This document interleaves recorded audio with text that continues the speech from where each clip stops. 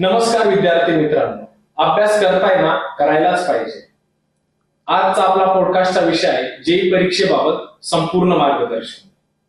इयत्ता 10वी नंतर सायन्स स्ट्रीम मध्ये ऍडमिशन घेणारे बहुतांश विद्यार्थी पुढे जाऊन जेईची एक्झाम देतात. परंतु जेईची एक्झाम तयारी सुरू करण्यापूर्वी विद्यार्थ्यांना त्याची संपूर्ण माहिती असणं आवश्यक असतं.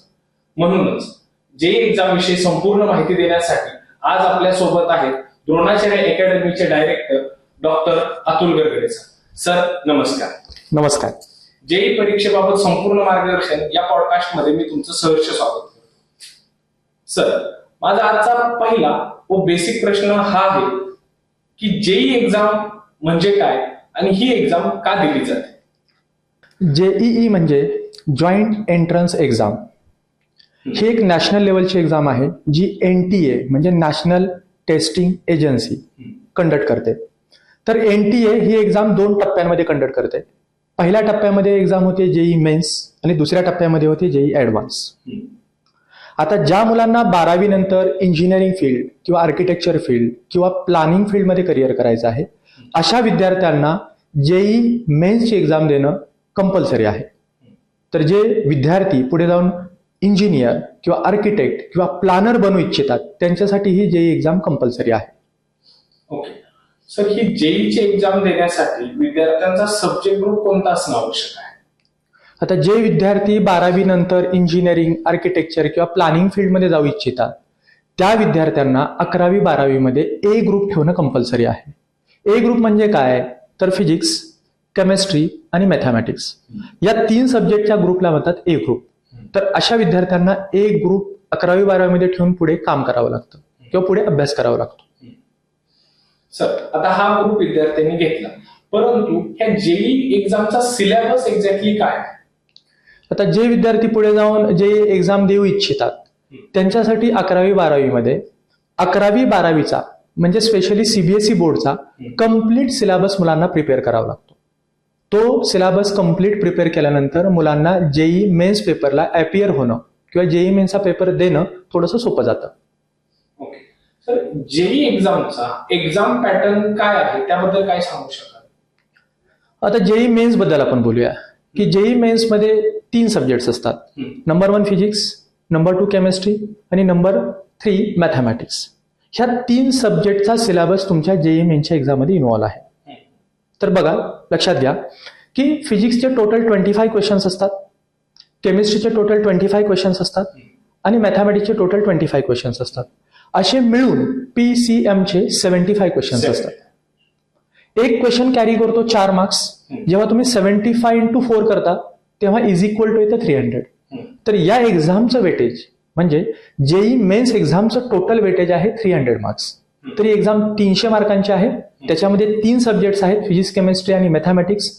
प्रत्येक सब्जेक्टमध्ये 25 क्वेश्चन्स आहेत. टोटल क्वेश्चन्स होतात 75. 75 into 4 is equal to 300. Okay sir, बरेच विद्यार्थी कन्फ्यूज असतात की MST CET आणि जेई याच्यातला फरक करणं त्यांना अवघड जातं. तर विद्यार्थ्यांना तुम्ही सांगू शकाल का की या 2 एक्झाम मध्ये नक्की फरक काय असतो? बघा, बेसिकली आपल्या इंडियामध्ये 5 टाईपचे इंजिनिअरिंग कॉलेजेस आहेत.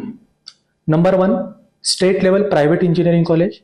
Number 2 state level government engineering college. Number 3 IIIT Indian institute of information technology. Number 4 NIT म्हणजेच नॅशनल इन्स्टिट्यूट ऑफ टेक्नॉलॉजी. आणि नंबर 5 IIT म्हणजे इंडियन इन्स्टिट्यूट ऑफ टेक्नॉलॉजी. हे बेसिकली 5 टाईपचे इंजिनिअरिंग कॉलेजेस आपल्या इंडियामध्ये आहेत. आता जर एखादा मुलगा फक्त स्टेट लेवलच्या कॉलेजबद्दलच विचार करत असेल, म्हणजे आयदर ते स्टेट लेवलचं प्रायव्हेट इंजिनिअरिंग कॉलेज असेल किंवा स्टेट लेवलचं गव्हर्नमेंट इंजिनिअरिंग कॉलेज असेल. जर एखादा मुलगा फक्त स्टेट लेवलच्या कॉलेजचाच विचार करत असेल तर त्याने 12वी नंतर MST CETची एक्झाम दिली तरी ती मोर दॅन सफिशियंट आहे. किंवा त्याने जेई मेन्सचा पेपर जरी दिला तरी सुद्धा त्याला स्टेट लेवलच्या इंजिनिअरिंग कॉलेजमध्ये ऍडमिशन घेता येतं. पण जर एखाद्या मुलाला IIIT किंवा NIT मध्ये जायचं असेल तर त्याला जेई मेन्सच द्यावी लागते. तिथे MST CETची एक्झाम लागू होत नाही. आणि जर एखाद्या मुलाला IIT मध्येच जायचं असेल तर त्याला जेई ऍडव्हान्सच द्यावी लागते. म्हणजे काय? तर MST CET ही फक्त स्टेट पुरती मर्यादित आहे. तुम्ही स्टेट लेवलच्या कॉलेजमध्ये जर तुम्हाला ऍडमिशन घ्यायचं असेल तर तुम्हाला सीईटी द्यावी लागते किंवा जेई मेन्स. पण नॅशनल लेवलच्या कॉलेजमध्ये तुम्हाला ऍडमिशन घ्यायचं असेल तर तुम्हाला जेई मेन्स द्यावे लागते आणि पुढे जाऊन जेई ऍडव्हान्स सुद्धा. म्हणजे जिथं एमएसटी सीईटी लागू होते तिथं जेई पण लागू होतेच, परंतु जिथं जेई लागू होते तिथं सीईटी लागू होईलच असं नाही. Absolutely right. सर, माझा पुढचा प्रश्न असा आहे, थोडा वेगळा आहे, की निगेटिव्ह मार्किंग म्हणजे काय आणि ते जेई मध्ये लागू होतं का? बघा, जेव्हा स्टुडंट एक्झाम मध्ये क्वेश्चन्स अटेम्प्ट करतात आणि तो क्वेश्चन अटेम्प्ट केल्यानंतर तो बरोबर येतो तेव्हा मुलांना मार्क्स मिळतात. पण दुसऱ्या एंडला जेव्हा स्टुडंट एखादा क्वेश्चन अटेम्प्ट करतो पण त्याचं अँसर चुकतं तेव्हा त्याचे मार्क्स कट होतात आणि त्या अँसरचे जे मार्क्स कट होतात यालाच म्हणतात निगेटिव्ह मार्किंग सिस्टीम. आणि जेईई एक्झाम जी आहे ती नॅशनल लेवलची एक्झाम आहे, कॉम्पिटिशन खूप टफ आहे, म्हणून गव्हर्नमेंटने जेईई एक्झामला सुद्धा निगेटिव्ह मार्किंग ठेवलेलं आहे. म्हणजे कसं, तर समजा जेईई मेन्समध्ये एखाद्या स्टुडंटने एखादा क्वेश्चन अटेम्प्ट केला, तो बरोबर आला तर त्याला +4 मार्क्स मिळतात, कारण तो बरोबर आलाय, +4 मिळतात.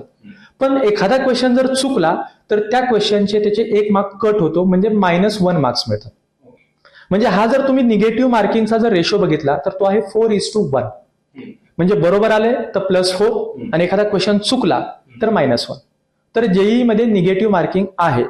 त्याच्यामुळे मुलांनी जेईईचा पेपर अटेम्प्ट करताना खूप सिरियसली अटेम्प्ट करावा लागतो, कारण जोपर्यंत तुम्हाला एखाद्या क्वेश्चन बद्दल तुम्ही कन्फर्म नाहीये किंवा क्वेश्चनच्या अँसर बद्दल तुम्ही कन्फर्म नाहीये तोपर्यंत तुम्ही तो क्वेश्चन अटेम्प्टच केला नाही पाहिजे. अदरवाईज निगेटिव्ह मार्किंग मध्ये त्यांचा स्कोर खाली येऊ शकतो, हातचे मार्क पण जाऊ शकतात. सर, माझा शेवटचा प्रश्न असा आहे की जेईई परीक्षेबद्दल तुम्ही विद्यार्थ्यांना काय सांगणार? बघा, आता ही जेईई एक्झाम सर्व विद्यार्थ्यांना माहितीच असेल की जेईई एक्झाम ही नॅशनल लेवलची एक्झाम आहे. साधारण आपल्या भारत देशामध्ये दरवर्षी 14 ते 15 लाख विद्यार्थी जेईई मेन्सचा पेपर देत असतात किंवा अटेम्प्ट देत असतात. मग हे जेव्हा 14 ते 15 लाख विद्यार्थी जेईई मेन्स अटेम्प्ट देतात तेव्हा त्यातून टॉप 2.5 लाख म्हणजे 2.5 लाख स्टुडंट हे जेईई ऍडव्हान्स साठी क्वालिफाय होत असतात. आणि जे 2.5 लाख स्टुडंट जेईई ऍडव्हान्स साठी क्वालिफाय झालेले आहेत त्याच्यातून साधारण 17,500 विद्यार्थी IIT मध्ये सिलेक्ट होतात. म्हणजे एकूण काय, तर आपण ही जर्नी जर बघितली की 15 लाखापासून ते 17,500 पर्यंत, तर याच्यातून आपल्या लक्षात येत आहे की जेईईचं कॉम्पिटिशन फार टफ आहे. मग ही एक्झाम टफ आहे तर मग मुलांनी काय काळजी घ्यायला हवी, तर ज्या मुलांचं किंवा जी मुलं सिरियसली जेईई एक्झामकडे बघतायत किंवा ज्यांना सिरियसली इंजिनिअरिंग करायचे अशा मुलांनी जेईई मेन्सचं प्रिपरेशन साधारण 9वी पासून करणं गरजेचं आहे. जोपर्यंत तुम्ही टफ एक्झामचं प्रिपरेशन लवकर सुरू करत नाही तोपर्यंत ती एक्झाम क्रॅक करणं तुमच्यासाठी शक्य नाही. कमीत कमी मुलांनी, समजा ज्यांची 9वी आणि 10वी झालेली आहे, आता 10वी माझी सर संपलेली आहे, माझ्या हातामध्ये 9वी 10वी राहिलेलं नाहीये, तर मी काय करावं, तर अशा मुलांनी 11वीच्या पहिल्या दिवसापासून जीव तोडून अभ्यास करणं गरजेचं आहे, पूर्ण डिवोशन देऊन अभ्यास करणं गरजेचं आहे. 10वी नंतर सुद्धा मुलांनी 2 वर्ष प्रिपरेशन करून जेईईचे पेपर्स क्रॅक करून IIT पर्यंत पोहोचलेले आहे. त्याच्यामुळे मुलांना मी एवढंच सांगेन, हे एक्झाम टफ आहे, कॉम्पिटिशन खूप स्ट्रॉंग आहे, कॉम्पिटिशन खूप तगडं आहे. अभ्यासाला लवकर सुरुवात करा, चांगला अभ्यास करा आणि जेईई ऍडव्हान्स पर्यंत पोहोचा. क्रॅक करून तुम्ही IIT पर्यंत पोहोचू शकता. समजा IIT पर्यंत आपण नाही जाऊ शकलो तर जेईई मेन्सचा स्कोर आपला चांगला असेल तर आपल्याला NIT मध्ये जाता येऊ शकतं किंवा IIIT मध्ये जाऊ शकतो किंवा महाराष्ट्रातल्या COEP, VJTI सारख्या प्रेस्टिजियस रेप्युटेड इंजिनिअरिंग कॉलेजमध्ये आपल्याला ऍडमिशन घेता येतं. म्हणून जेईईचं प्रिपरेशन थोडं लवकर सुरू करणं गरजेचं आहे. पालकांनाही या गोष्टींचा अवेअरनेस असणं गरजेचं आहे की जेईई एक्झाम नक्की काय आहे, कशी आहे, त्याची तयारी कशी करायची. जर एखाद्या स्टुडंटला तो सिरियस आहे, खूप इंजिनिअरिंगकडे सिरियसली बघतोय, तर अशा स्टुडंटला मी अपील करेन, मी आवाहन करेन की तुम्ही जरूर एकदा द्रोणाचार्य अकॅडमी, बारामती किंवा पनवेलला भेट द्या. तुम्ही पर्सनल काउन्सिलिंग अटेंड करा. त्या काउन्सिलिंगमध्ये समजून घ्या की जेईई काय आहे. आम्ही तुम्हाला काउन्सिलिंग द्यायला तयार आहोत, काउन्सिलिंग करण्यासाठी आम्ही तयार आहोत. तुम्ही फक्त व्हिजिट करा, सगळी माहिती समजून घ्या आणि अभ्यासाला लागा. सर्व इंजिनिअरिंग ऍस्पिरंटला मी जाता जाता शुभेच्छा देतो.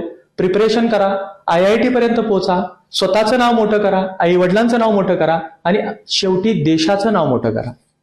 धन्यवाद. सर, तुम्ही जेई परीक्षेबद्दल खूप छान माहिती दिली. या माहितीचा विद्यार्थी व पालकांना नक्कीच फायदा होईल अशी मी आशा करतो. सर, माहिती दिल्याबद्दल खूप खूप आभार.